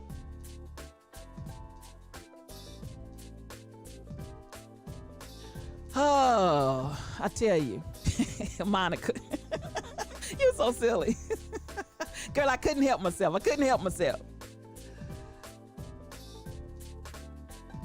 At the end of the day, we have to come together and band together. Okay, Joel, I love you so much. I love you. And thank you for hanging in there with me tonight, because I'm getting ready to wrap up with the word of the day. But I'm so glad, and God bless you over there in Australia. You my guy. You're my guy. Thank you so much for joining us today. Now, as we move on, I want us to deal, and we're going to wrap up with the word of the day. We're going to wrap up with the word of the day and bring it on in. Now, all night, I'm saying night because I'm looking at Joel. Joel is in Australia. For those that don't know, we do have viewers that come in, and he's my friend from Australia, and so he's midnight and beyond over there. So I appreciate him sitting up and hanging out with us. Good night and have a good one. I'm gonna close out with ownership. That's our word of the day, and I've been here for a few days because, listen, I want us to understand that if we're going to make the change that we want to see, we're going to have some ownership. Yes, we need to have an investment in what's going on in our law enforcement and the way that it needs to be restructured. Because when you got the chicken watching, you got the fox watching the hen house, you know what you end up with. And so all of this inside stuff, we gonna fix it from within, we gonna fix it inside, and y'all ain't gonna fix nothing because y'all been doing it this way since the beginning. You have no intention of fixing it. You have every intention of figuring out how you can cover it up and come another way. That's what you intend to do. what you can pacify, what you can say and do to people to make them feel like you're trying to change when you're going to carry on the same dastardly deeds. And yes, I said it, dastardly. So at the end of the day, we got to have some ownership in some of these organizations. We got to have some ownership in the political system. We got to have some ownership. We got to have some serious investment in these areas if we really want to see the change. So that's where, again, I'm going to even start with that idea of ownership as we make the segue from while we slumbered, slept, and slobbered over into the word of the day. Now, we talked on yesterday, we've talked all this week about ownership in all these different areas. First, you got to own yourself. For those of you that are not comfortable in your own skin and you're not able to own yourself, own who you are, own what you look like, own your hair, own your complexion, own your skin, own everything about yourself, and stop allowing everybody else to dictate who you are, or even disowning yourselves. Who cares about being disowned by them? If you disown yourself, that's a problem. Therein lies a problem. There you go, SK. Get your coffee cups out, because we're going to talk a little bit as we close this thing up. Get your coffee cups out. You got to own yourself. You got to own who you are, and you got to understand your value and your worth, and you got to own it completely. Yes, and I said this to somebody on yesterday. Nobody is perfect, but we've been taught to laser in and zero in and fixate on what's wrong instead of looking at all the stuff right. You got more stuff right than you have wrong. You got 99 things right and one thing wrong, and you'll focus and concentrate on that one. I'm not saying don't work on the one, but I'm saying to suddenly dismiss the 99 and become fixated and fascinated with that one, you're doing it backwards. You're doing it backwards, because there's always a voice out, whether it's outside of yourself, and it may be coming from within yourself, that's constantly beating you down about you're not this and you didn't that. Every time you give a person a compliment, they come up with 10 reasons why they can't receive that compliment. And the compliment comes and they tear it down, and you give them another compliment, they tear it down, because they cannot own the beauty of who they are. They can't look in the mirror and own, that's me. And the me that I see is beautiful. Gotta have that ownership. We talked about owning your time, owning your talent. For those that have ideas, witty inventions. We talked about the idea that patents, copyrights, all of the things that you need out there for your intellectual property, you need to be able, I love you, Barb. Thank you. We got to be able to own all of that. We got to be able to see the value in all of that. We got to be able to embrace it. We have to see the value and stop giving our stuff away as if we're still working on the plantation, working for massa. I said this on the other day. I don't work for anybody. I work for myself. Even if I'm in the employ of somebody else, I don't work for them. I work for me. And I do that all the time. When I come on that job, then what that sets me up for is because I work like I own myself, because I do. I don't work for you. I work for me. So I'm going to work with my ethics. I'm going to work with my conscience. I'm going to work with my work. This is how I handle things. This is how just like if I owned the job, because I do. I own myself. I own me. And wherever I go, you're my employer, but I don't work for you. I work for Regina. That always yields a profit for my employer, to the extent that wherever I go, I've never had a door shut where there's not an opportunity for advancement forward. Why? Because I treat their company just like it's my company. Why? Because I'm not working for you. I work for myself. That mentality allows opportunity to rise up, because when people see that, listen, and I ain't talking about no brown nosing, I'm not talking about going in and kissing tail, I'm talking about going in and operating as if this were my business. How would I operate if this were my, because it is. While I'm here, every place that my feet tread, I own it. So if I'm in your establishment at the time, I own my space right here. And I'm gonna just say this, that this is for good pleasure and measure. It doesn't really have anything to do with what I'm saying, but in a way it does. I'm that person that don't come listen, can we deal with some work issues here? if, and like I said, I'm gonna work, my space is my space. Don't get on my desk, don't go through my drawers, don't get through my files and paperwork, and you ain't asked me. If you need something, you leave me a note on my desk, I will bring it to you, but you're not gonna rifle and rummage through my stuff, because I'm that girl. Every place that I own it. It's just like if you come in my house, you're not gonna come in my house and just roam through my house unless we're close enough and I love you and have given you that liberty and ability. But you're not just gonna come in my house and roam through my house. And listen, when I set up camp in my space, just so y'all know, for anybody, if you don't know, now you know. If you get up in my space, don't rummage through my stuff in my space, my nothing else. I'm not gonna go in your purse. I'm not gonna go in your wallet. To this day, somebody can say, go over there in my purse and give it. I'm gonna bring you your purse, let you open it, because that's your space and you own it. It's not mine. I'm not gonna trespass, but don't you trespass on my stuff either. Somebody needs to learn that there's grown folks on the job that don't know how to leave other folks' stuff alone. You're gonna come over here, get in my desk and go through my drawers. Go somewhere. I own this. So at the end of the day, that's the way I operate. That's the way I maneuver, because of ownership. And so when we get down to today, the two things I want to talk about today, and then we'll wrap all this up tomorrow because I'm running out of time. But two things I want to talk, especially to the black community,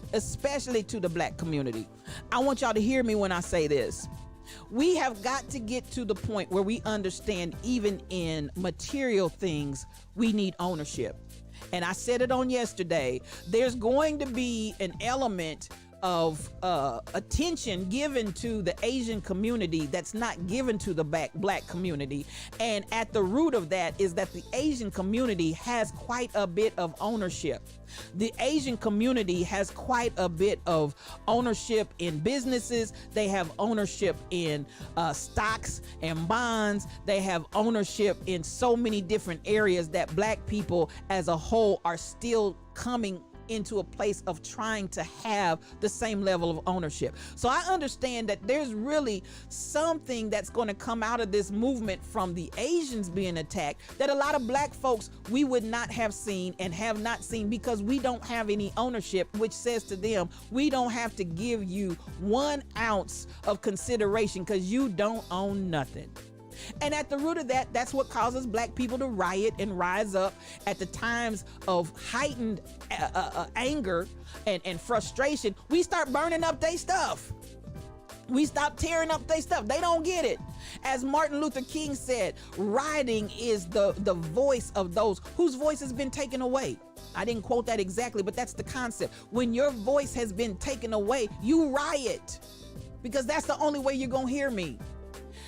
And as the one person said during the George Floyd riots, and she said it so appropriately and so effectively and eloquently, we can burn this S up because we don't own none of it.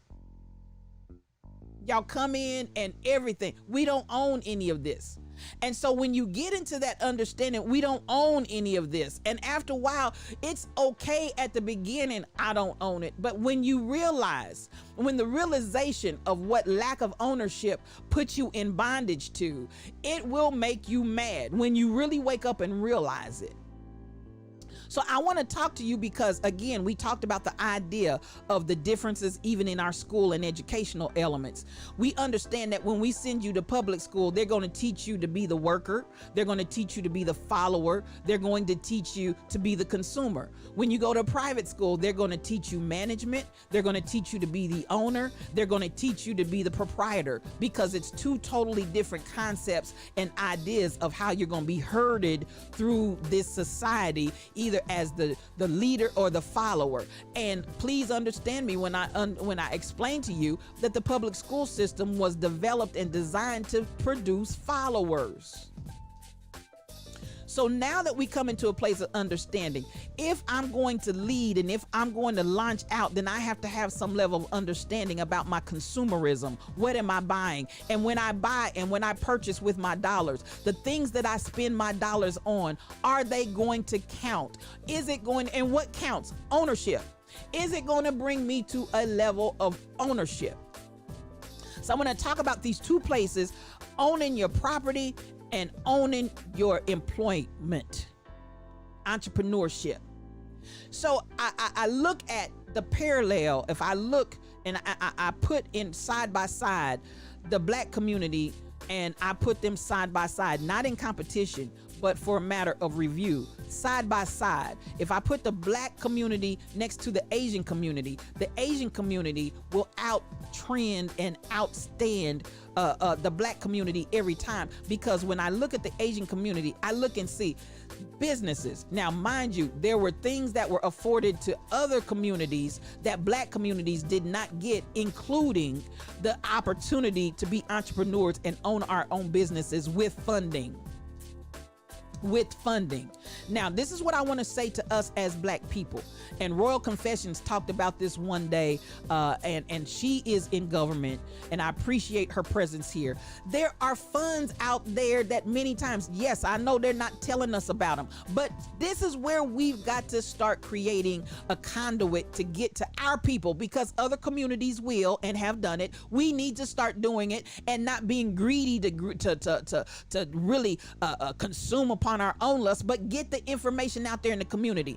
There are dollars out there for your businesses. There are dollars out there for different things. We need to tap into that money that's out there. And yes, while it's been hidden and not spoken of in our communities, we need to start raising up leadership. And when I say leadership, I'm not just talking about in the government level. I'm talking about within our grassroots communities. We need to start raising up leadership that goes out and gets the information and then brings it back to the neighborhood and says, hey, there's money being offered for entrepreneurship here. There's money being offered for this over there. There's money.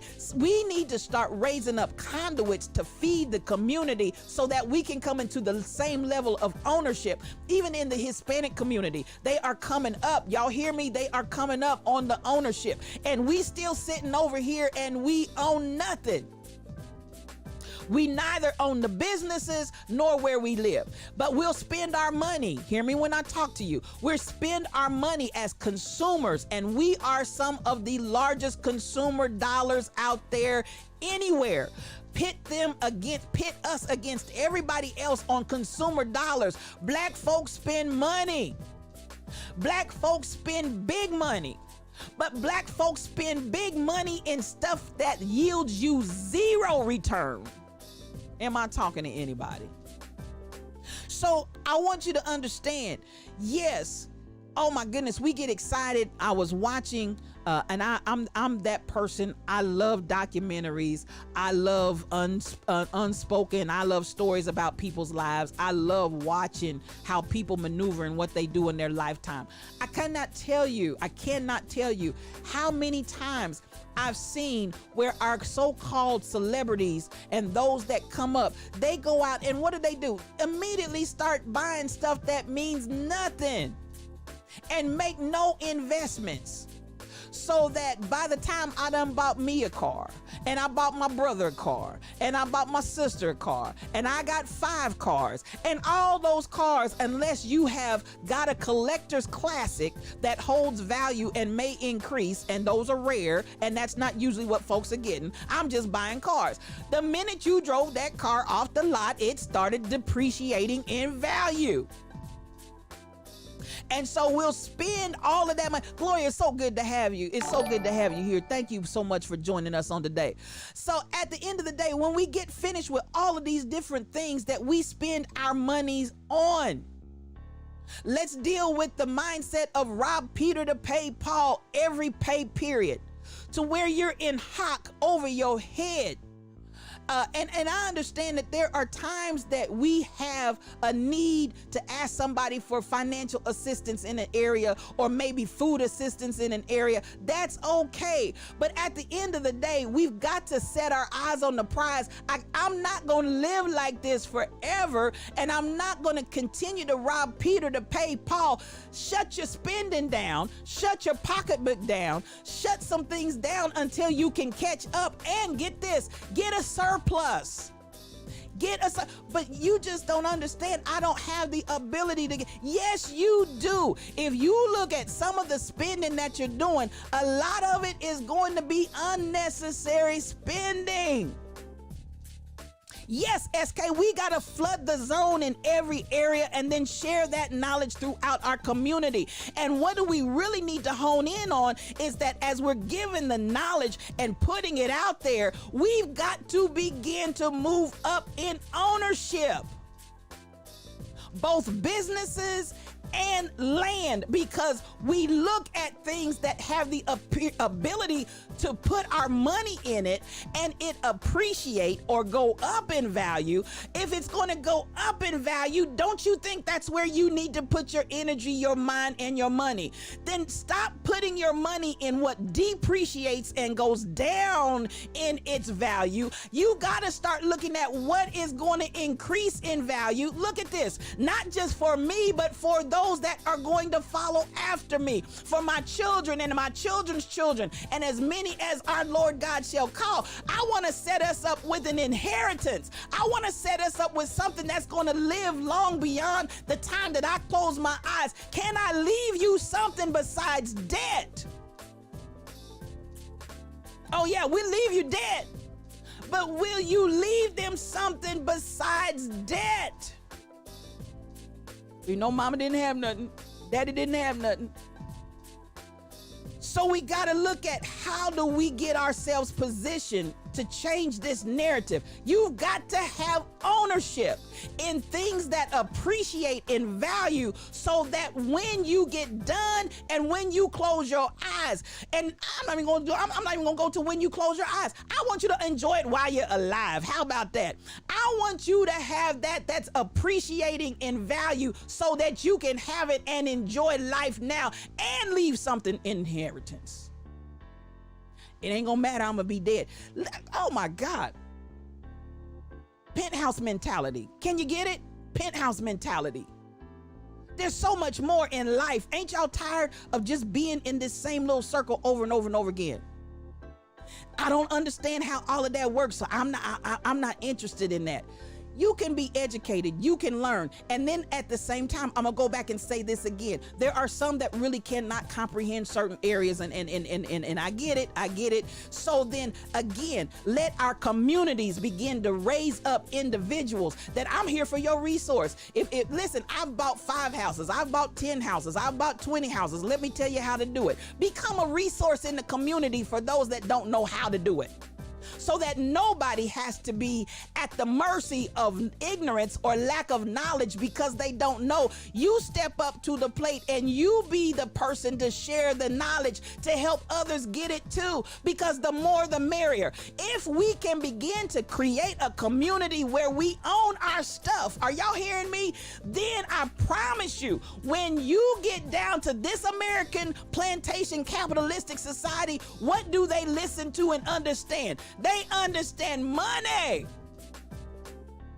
And the only way we're going to have money is that we're going to have established economic ownership in what really matters. Are y'all hearing me? Now listen, I'm gonna break it down because I've seen it time and time again. I've seen it, I've experienced it, I've witnessed it. So this is what we have a problem with, even for those, and I'm gonna say something really here that may sting a little bit, but so many times when we come into a place, even where our forefathers and our parents and our grandparents have left us stuff, we find our inability to manage properly. We end up and we sitting on the other side of the street watching them auction our houses off on the courthouse lawn and steps, because we didn't pay the taxes, because we didn't cut the grass, because we didn't meet whatever we needed to do to keep that land. And the next thing you know, who's out there on those courthouse steps buying that land? It ain't us. It's everybody and their money. And that's a word to somebody, because somebody said, I can't afford it. But you can go down to the courthouse steps and buy some land. Put in the amount that you can pay, and who knows, you might win that bid. It doesn't have to be through the realtor, and I gotta find a realtor to take me here and take me there. And there's nothing wrong with that. I'm just saying, there are so many avenues. There are so many paths to get you there. Don't get locked in on one thing. But I'm gonna say it again. Some of us, our parents and our foreparents, they had lands, they had property, and what happened? The property is gone, because when it passed to your hands, you didn't know how and what to do with it, and now it's like gone.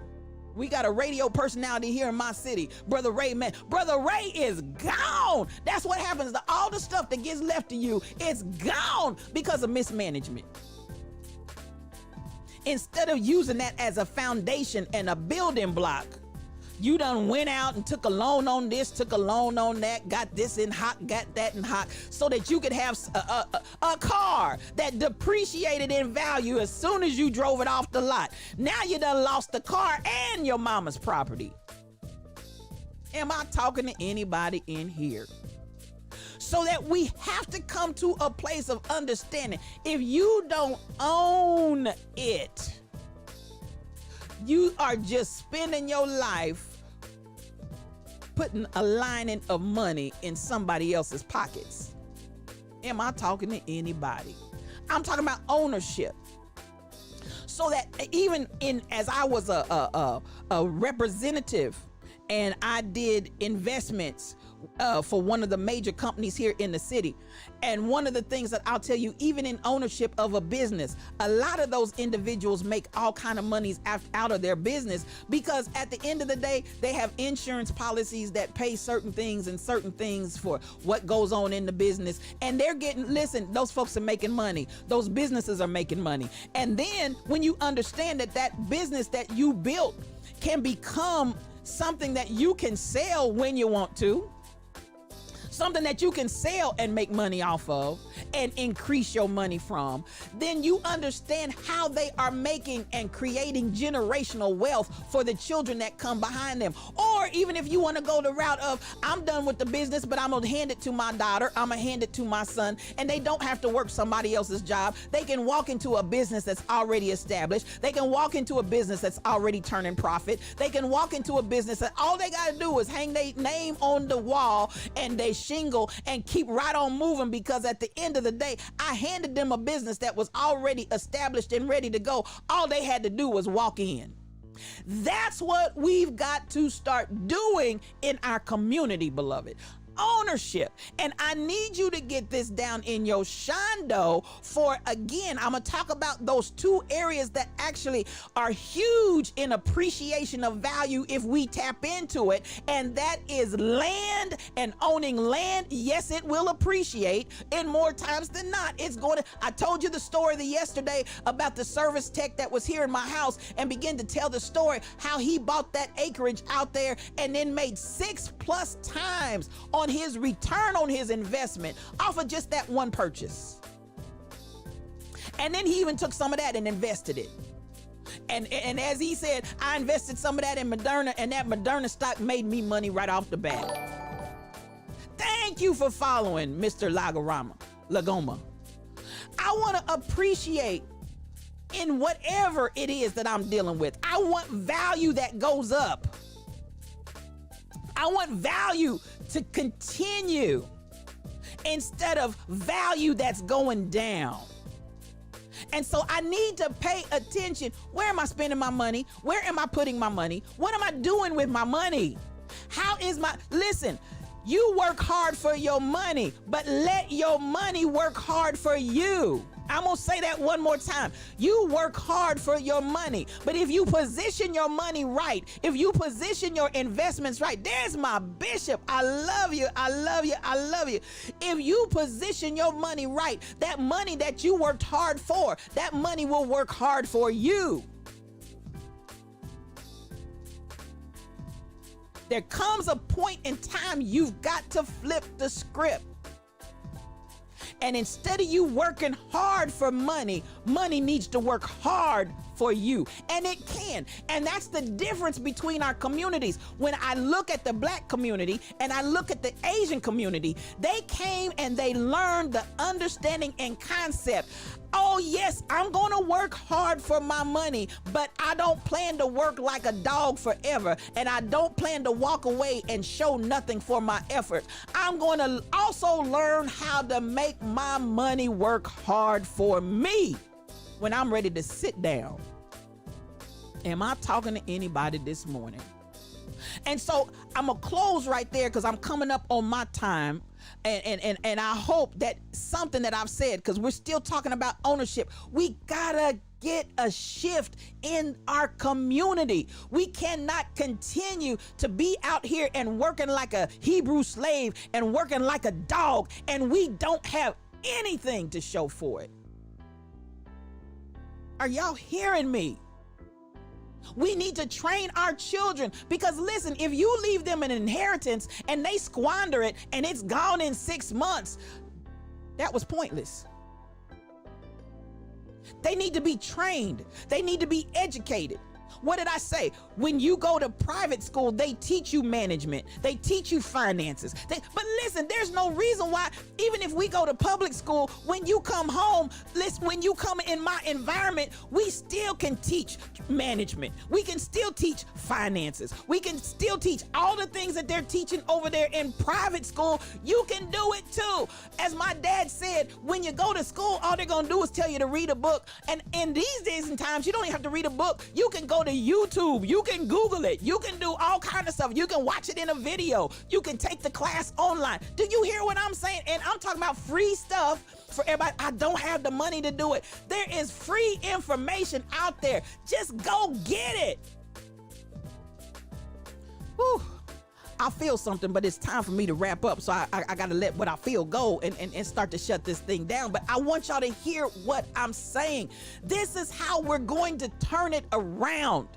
This is how we're going to those low income neighborhoods where you see empty plots, empty houses. Start buying that land up. Start buying that property up. Stop getting this idea that listen, go out there. Sometimes you don't need to do a thing, just the ownership, because guess what? A land investor's gonna come by after a while, even if you just pay the taxes on it. A land investor's gonna come by after a while and they gonna want what you got. And guess what? That's the time you make your return on your investment, because you sell it to them for what you want to sell it to them for. Go get that empty lot been sitting there. Get that empty lot next to you. Get that empty lot down the street. Get that. Come on, y'all hear me talking? And then even if you don't decide to build anything on it or do anything with it, at a point in time, folks are gonna want that land. Do you hear me talking to you? And this is what has happened consistently when we start talking about gentrification and everything else. We leave all that land, we leave all those decrepit, broke down houses, we leave all that just sitting out there. Then the other folk come in when they decide, my eye is on your area of land, my eye is on that piece of, and they come in and buy all that stuff up. They come in and then gentrification, because then they rent it to you and they put it at a price you can't even afford. Why? Because they don't want you there. They don't want you there. We own it now, and we're going, listen, we need to start buying our own communities and our own neighborhoods up. Woo. I'm talking about ownership. You don't like the way your neighborhood looks? Let's start buying the land. Let's start buying the properties, and then let's start building and establishing. What is the world that you want to see? Build it. Build it. I'm over my time, y'all, but we gonna come back tomorrow. But listen, let the church say amen. We'll continue to be in this same condition over and over and over. But listen, 2021, we already said it at the beginning of this broadcast. It's a new day. And listen, it may still be dark right now at 12 o'clock and 12:01. But rest assured, when that clock struck 12, it was a new day, darkness and all. So we may still see a little darkness out there, y'all. You may not see the sun for 6 more hours, but I promise you, it's a new day right now. Because as Royal Confession said, when you become awake, when you wake up to the reality, that's when your morning comes. I love y'all with the love of God. I really, really do. I hope that this teaching today and this discussion today has been beneficial to you in some way, shape, or form. But I'm going to keep pushing this because, again, what is the thing that stands out and makes us so different from the other ethnic communities that have come here and taken the bull by the horns and run with it. They've understood ownership. And for people that have had a slavery mentality, I get it. I understand it. But we've got to flip the script. I'm going to own my businesses. I'm going to own my lands, because it's time for us to have generational wealth. Here we go. Well, it's another day's journey, and I'm glad about it. It's another day's journey, and I'm glad about it. Our word of the day, again, it was ownership. Get you some. I don't care how, when, where, why. Start building your surplus. Start getting your stuff together. Save some dollars. Save some money. Everything that you see and everything you want, say no every now and again, and put some of that away, just so you can have something to start building your future. Now, you know how it is, and I appreciate everybody that's come in here today, everybody that's here has shared with us. This has been Live with Regina L. Stillman. I am your spiritual thought leader. This is Yes You OQ, and you can follow me on Facebook, YouTube, Instagram, TikTok, Patreon, Twitter, Twitch, Anchor, and more. I'm on Discord too, y'all. You can find me all over the place, and I want you to follow me. Please do follow me. Now, as I always close out, my dear, dear friend Rhonda Royal says, if you don't deal with it will deal with you. Whatever you got to deal with, y'all, because it's a new day. Don't bring nothing of the old into the new. I want you to get stuff taken care of and live, because that's what we are ready to do. Have life, and life more abundantly. Don't just talk about change, and yes, a new day has come, but don't just talk about a change. I want you to be the change. And as I always say as we're closing out, us, you, me, we all, we gonna do this thing. And I love every last one of you. I appreciate you for coming in the chat. Bishop Andrews, you really made my day. I love you. That's my brother. I love him to death. And everybody else that's in my chat, and those that didn't come in the chat, I appreciate you. For those that had trouble on YouTube, we'll try to figure out what the problem was for some of you with the audio on the YouTube stream. But again, thank you for coming, and thank you for attempting.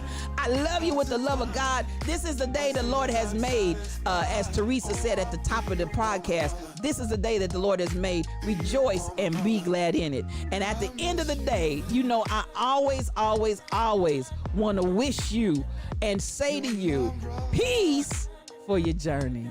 God bless you.